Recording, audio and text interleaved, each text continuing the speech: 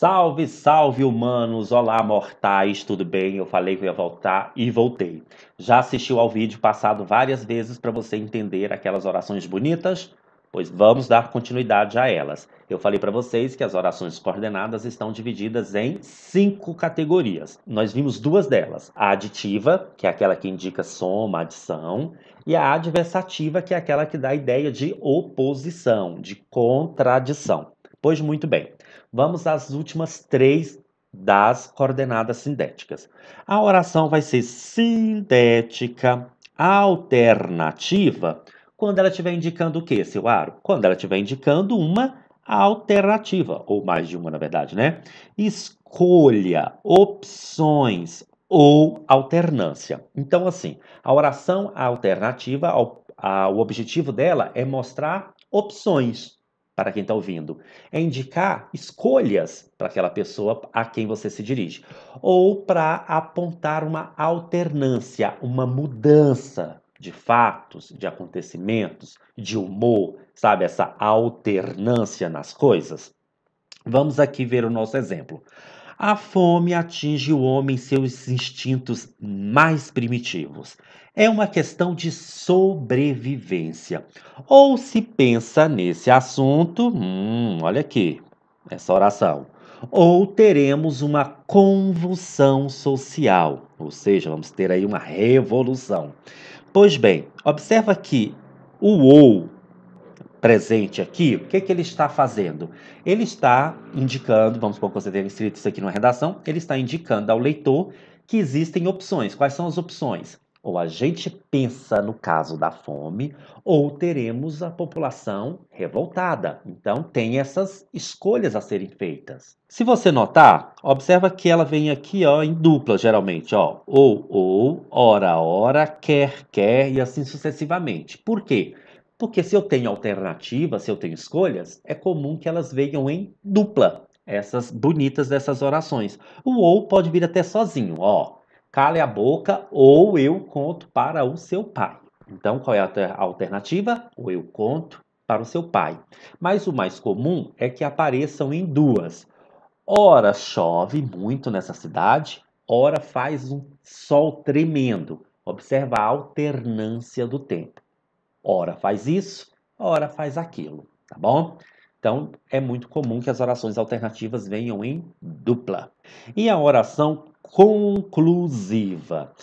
Pelo próprio nome já dá para a gente concluir, né? Oração conclusiva é aquela que indica uma conclusão.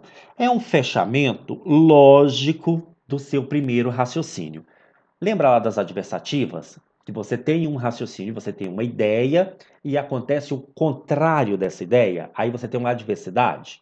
Pois bem, a oração conclusiva, ela é o oposto da adversidade. Por quê? Porque você vai ter uma ideia e você vai chegar a uma conclusão lógica daquela ideia, ou seja, vai acontecer aquilo que a gente estava esperando.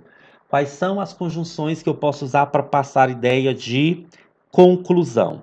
Logo, que é a mais usada, portanto, por fim, então, consequentemente, por conseguinte, e o pois. O pois a gente tem que ficar atento com algum detalhe que depois eu vou falar sobre ele, tá bom? Vamos lá. Aos 16 ou 17 anos, a pessoa ainda não engoliu o sabe aqui, ó, mas tem aqui um sabe. Vamos imaginar que tem um sabe. Então, repetindo. Aos 16 ou 17 anos, a pessoa ainda não sabe exatamente o que deseja fazer para o resto da vida. Talvez nem um adulto saiba. Logo, é cruel a lógica dos vestibulares e do próprio Enem. Olha a palavra aqui indicando a conclusão. Bem, qual foi o meu raciocínio? O raciocínio da pessoa aqui, que aos 16 ou 17 a pessoa ainda está muito imatura e ela não tem o conhecimento, ela não sabe exatamente o que ela quer da vida. Aí qual é a conclusão lógica? É muito cruel você ter que decidir tudo, o resto da sua vida, aos 16 e 17 anos. Então, nós chegamos a uma conclusão lógica. É um tipo de oração que vocês vão usar muito em redação, porque você vai fechar os seus parágrafos com a ideia de conclusão. E vai fechar a sua redação com uma conclusão maior ainda, tá? Então, vamos a mais exemplos aqui, ó. Eu estava muito cansado. Por conseguinte, decidi ficar em casa. Olha, qual é a conclusão lógica? Se o cansaço era tão grande, é melhor não sair. Então eu estou chegando a uma conclusão. Não gosto mais de fulano. Então decidi terminar nosso relacionamento. Ó, se você não gosta, qual é a conclusão? Para enquanto há tempo, beleza?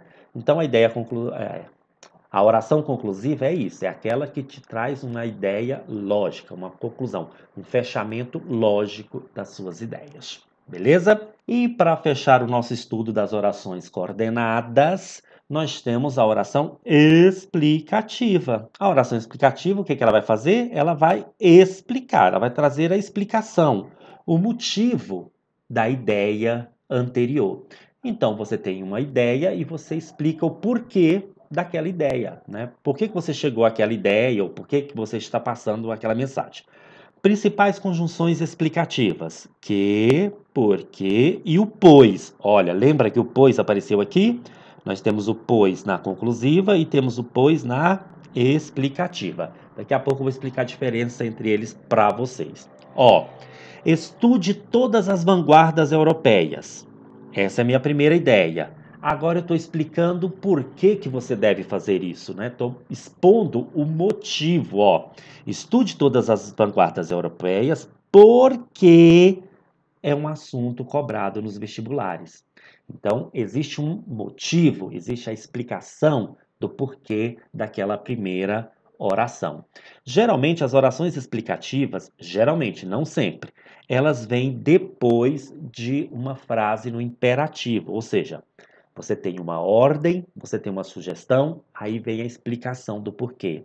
Menino, saia da rua, pois vai passar carro. Ó, eu estou dando uma ordem explicando o motivo, tá bom? Estude gramática, porque é importante para a vida, tá certo? Quando elas não vêm depois de uma ordem, elas podem se confundir com as orações causais que nós vamos ver depois nas adverbiais. Mas daí eu estabeleço a diferença lá, tá certo? Por enquanto, a gente fica aqui com as orações que vêm depois de uma no imperativo. Beleza, então agora vamos falar do pois. Por quê? Porque ele apareceu lá como conclusivo e como explicativo. Ele pode introduzir tanto uma oração conclusiva quanto uma oração explicativa. Como que eu vou saber a diferença entre um e outro?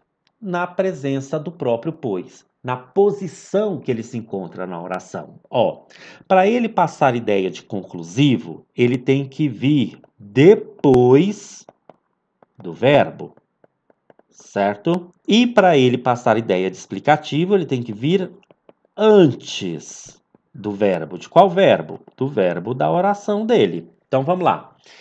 Estamos em momento de crise. Precisamos, pois, economizar. Ó, precisamos é o verbo e o pois está depois dele. Tanto é que ele está entre vírgula, porque ele está deslocado. Então ele vem depois do verbo. Então aqui a ideia é de conclusão. Então eu teria uma oração coordenada sindética conclusiva. No outro exemplo, vá para a cama, pois está tarde. Temos o pois e o verbo vem depois dele. Então aqui a ideia é de explicação. Por quê? Porque ele está antes do verbo. Logo, nós temos uma oração coordenada sindética explicativa.